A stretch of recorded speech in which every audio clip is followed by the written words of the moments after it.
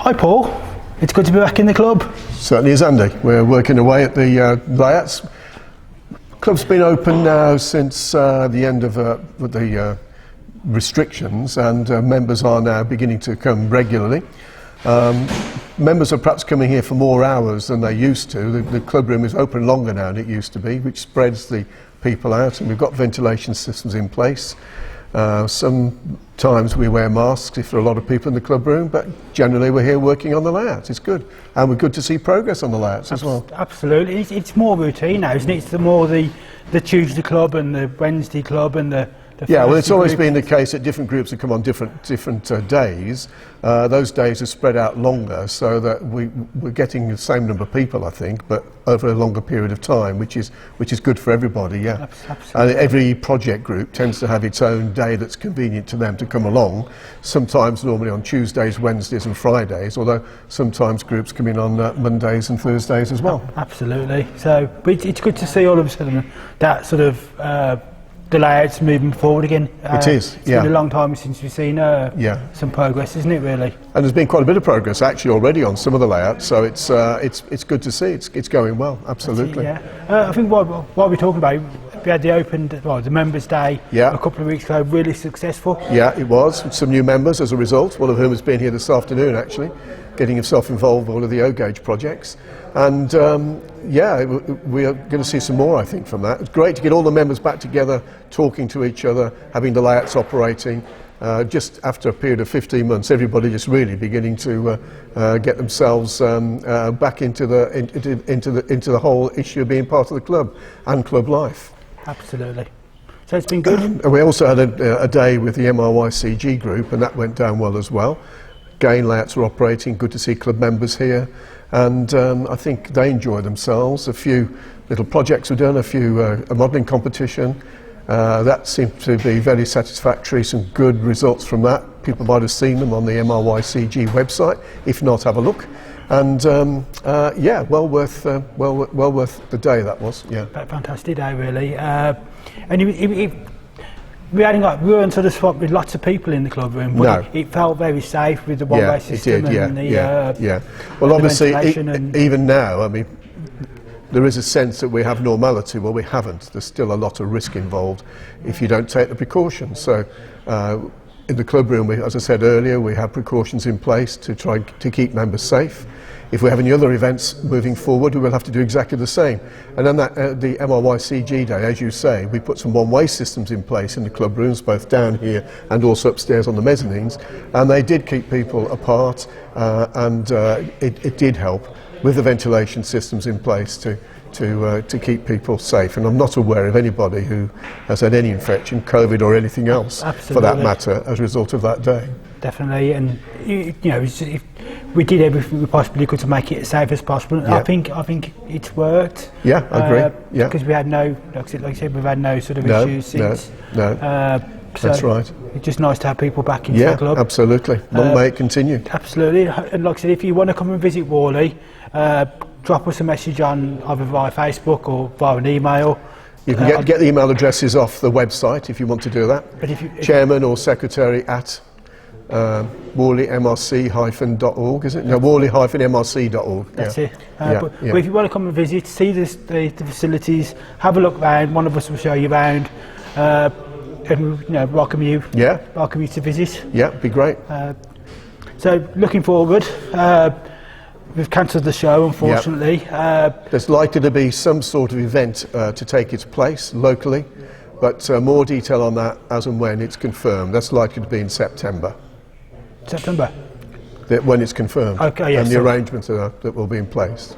Yeah, so something for the club members and hopefully visitors to look forward to. Absolutely. So save the date, and we are looking at something. So we'll be in touch as soon as we know more. Yeah, that's it. That's the usual NEC weekend. That's it. Yeah. So thanks, Paul. Thanks for showing us around. Thanks, Andy. That's good. It's been good to see you again, and we'll do some more updates a bit later in the year. As things develop, absolutely. Yeah. Thanks, Andy. Thanks, Paul. Good.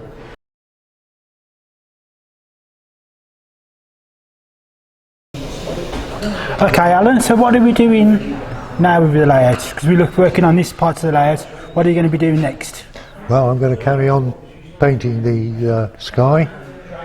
Just blocking it in really with a basic colour, which we can then work on and work up to more of an industrial sky later on.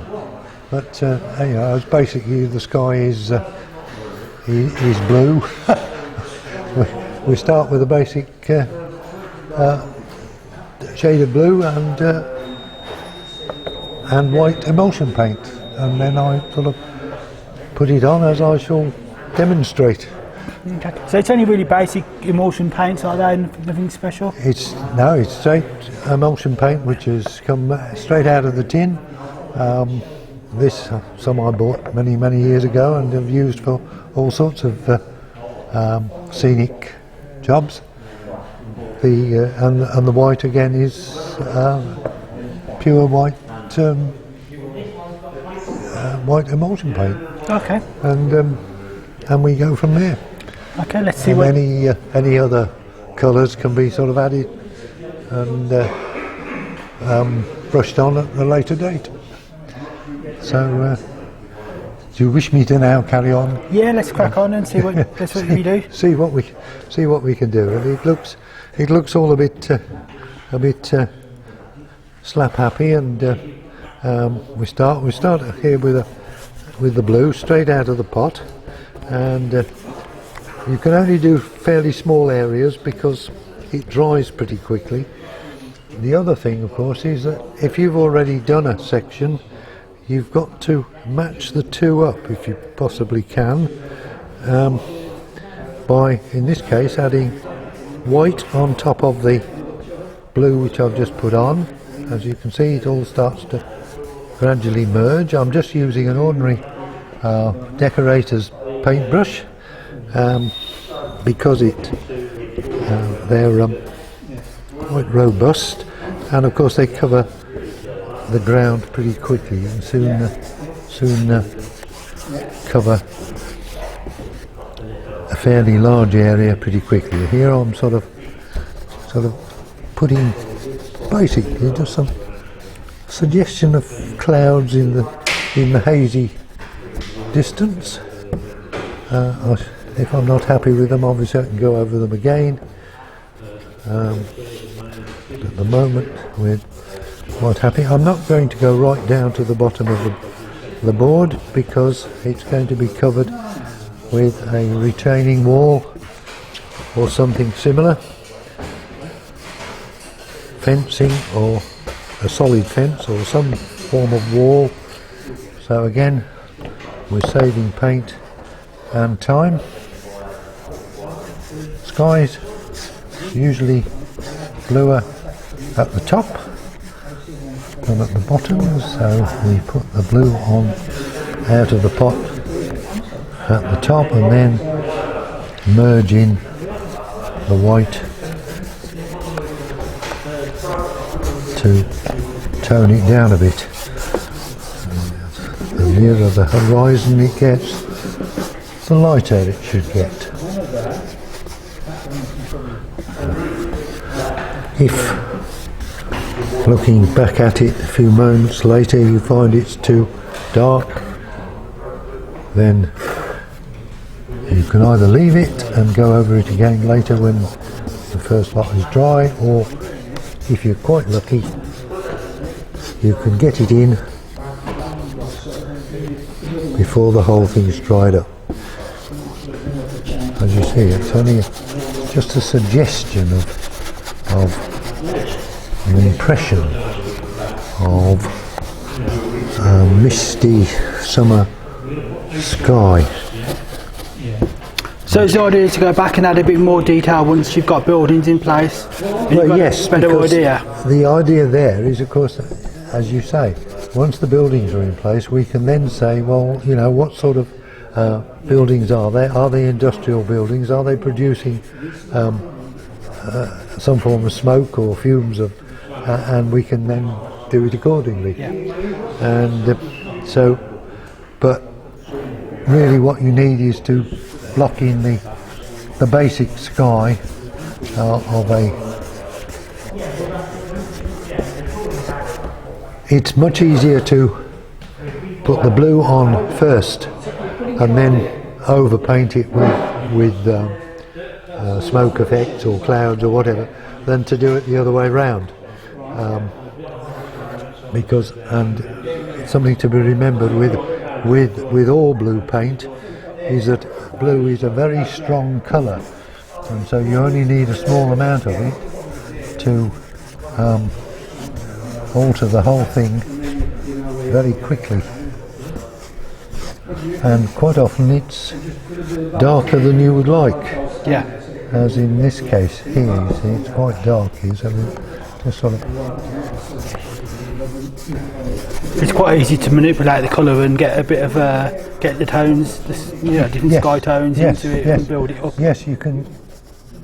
You see, you can only using two colours, the blue and the white, but you can actually give the impression. Where it's a bit like an impressionist painting. You know, it's what you think you see rather than what is actually there. Yeah. And for instance, these clouds here, I can bring those up into more of a cloudy shape by tickling them around the edges with a bit more white. And again, something to remember when you do this is that make sure that all the white are on the same side of each cloud, otherwise you've got the problem of two suns, or the possibility of two suns. And then if you sort of merge the bottom where the haze and the breeze is sort of whipping the clouds away, always pick them out. And over here we're almost finished on this board. We're going to go over the edge with this colour to give it some continuity.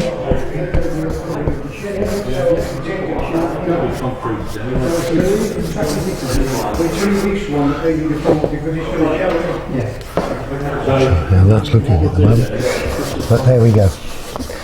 That's brilliant. Well, thank you for showing us what you're up to, Alan. And we'll come back at a later time when we see you add a bit more detail. Yes. In time to come. Yes, indeed. Yes. That would be a good idea, and to be quite interesting to see what transpires in the way of buildings, and then what is needed to bring it alive.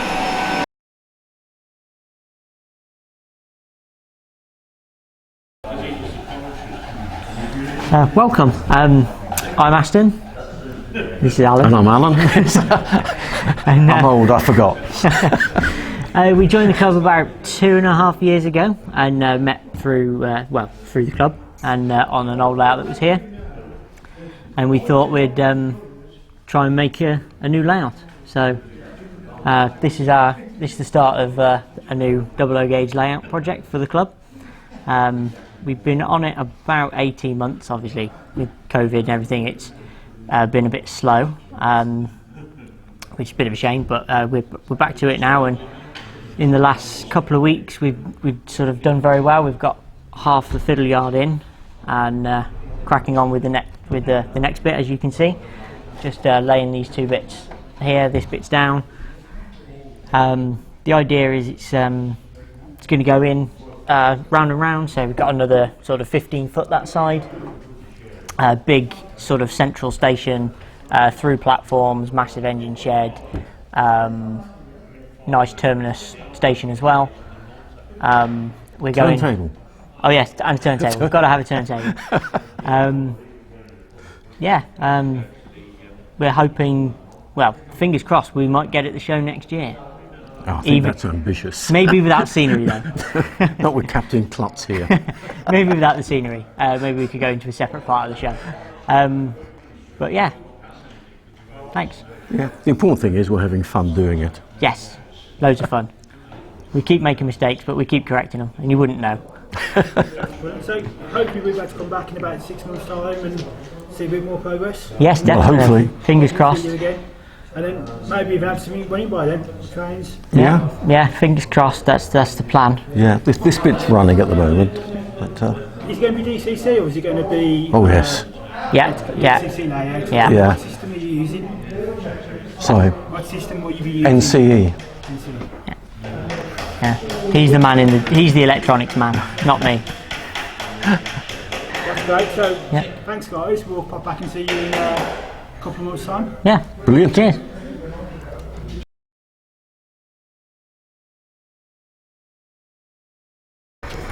Hi there, we're the Northbridge posse. Our latest update on what we're proposing to do and what we are actually doing. The original shed was 4-road shed. We've decided for ease of movement to reduce the shed size to 3 roads to give us an access road that runs through to the coaling point. The next changes we're doing are both sides we've got originally with ash and coal surfaces, and we've decided for the point of view of the being a heritage layout where there's diesels and steam locos running on there, that would change this point into a concrete hard stand, and that's what we're doing at the moment. We're removing the old features and replacing it with a concrete hard stand. Put you through to Chris. Turntable board. This is Mark 3. Correct. Turntable Mark 3. We've had cheap proprietary ones before. This one is a Green West or something, I can't remember the exact name. Anyway, it's a wooden turntable. We had it delivered, basically put together for us. We've had to paint it and add handrails and things. It's controlled by an Arduino and a stepper motor. So we've got something like 3,600 steps to go around in a complete circle, so we control it pretty well. We've added a check rail to it because we've since found out that when it was manufactured, the rail down the centre isn't exactly down the centre, so we can get a bit of a problem sometimes, the loco running on and off. We're adding a concrete area around the roads at each end, and we're going to put a level crossing over here, back where the cup is, with a road running around the back and an entrance into the yard. We've got some hard standing to offload locos onto, so we'll have probably at some point have a wagon there with a loco being unloaded. We are also replacing the signals. We've updated 4 signals, but we're going to replace all the others, and they're going to be plug-in so they don't get damaged. The lights on the platform are all being modified, so they'll be unplugged, so we can plug them and unplug them so they don't get damaged when the layout's not at shows. And we've got, one of the members has got a 3D printer, and we're doing all sorts of things with that 3D printer for this layout. One is we're making the plugs and sockets for the lamps. The new engine shed will have, we hope, operating segmental doors. They've been printed on the 3D printer, so we've just got to get those tested and working. And it's a case of just working our way down the layout, getting everything ready for the next show, which we believe will be the Severn Valley next year. We've added a new section in the middle, which adds extra movement from the shed onto the main point, the main tracks onto the station. We had a few issues before with managing the locos off the shed onto the spare track and then down through the platforms. We've added 2 extra points to increase the slip road, and that's working as we did in the previous, well, the recent test. Yeah. And the large piece of timber and track at the end is a new traverser that we've introduced again, just tested it in a recent show, again to give us a bit more flexibility on the main line and the branch line, so that locomotives in stock can be moved more freely through the traverser. Should we go and have a look at that then? Yeah. Hello there, and this is our new traverser. 9 tracks, as you can see. The main aim of modifying it or change it was to give it the branch line and the main line more flexibility. you can see we've added bearings and trued it up so it does run a lot smoother. And you can see from this end the tracks line up with the storage area and then come across to the main line, giving us, and the branch line. So we've got flexibility with several tracks. Something that was a bit tight before and we struggled with, but now we can run the main line, 2 tracks. Before we struggled with alignment, we have 2 lines now where we can run trains in and out and run a branch line as well. We couldn't do that before. So it enables us to prepare a loco or take a loco off from the branch line and take a loco off for the main line. That's what we wanted and that's what we've been able to achieve.